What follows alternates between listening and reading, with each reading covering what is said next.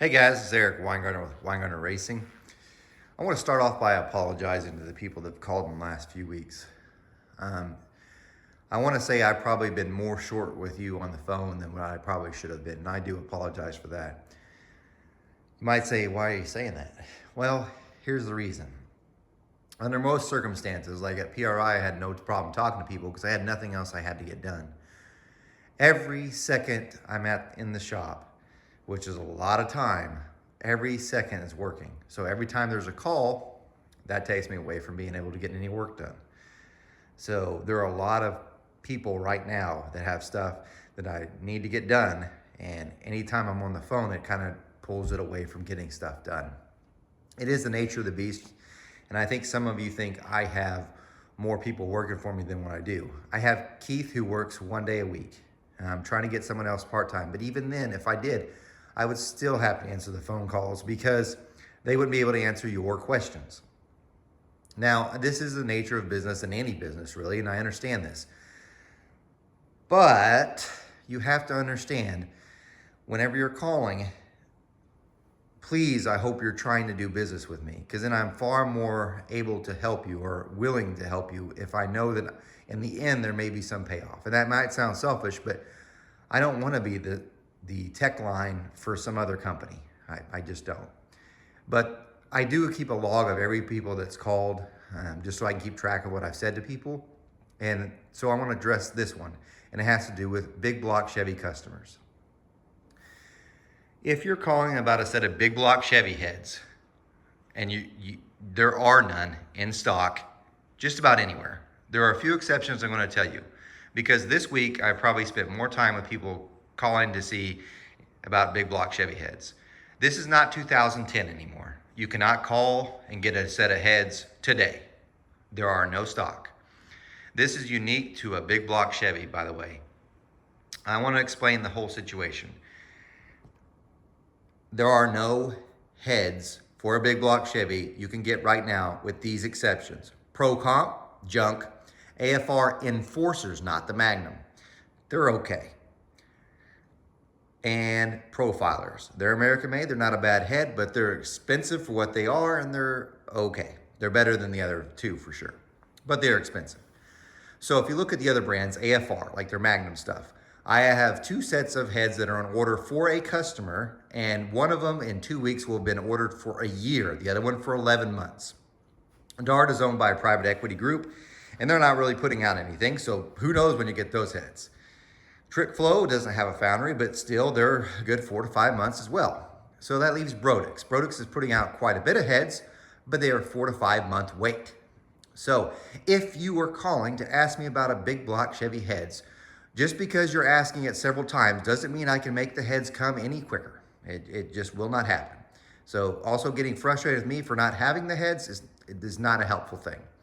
If I happen to locate a set of heads and I find a set, do not try to negotiate a price with me. I am not Facebook. I am not Craigslist. You might say, well, what about ProMax? ProMax, last time I talked to Jason, he was about 2 months wait, maybe less now. Flowtech, I found 1 set for a customer and they're probably gone. So it's really tough on the big block side. So if you're wanting big block Chevy heads, do not be the guy that goes, well, then I'll wait 4 to 5 months and call in. No. If you want to buy big block heads, you have to order them, which means you have to call me, call some other company, whatever, and say, I would like to place an order. And then you have to be patient and wait. If you wait 4 to 5 months, you're still going to wait 4 to 5 months, maybe 6 months, because you're hitting the busy part of the season. So that's that.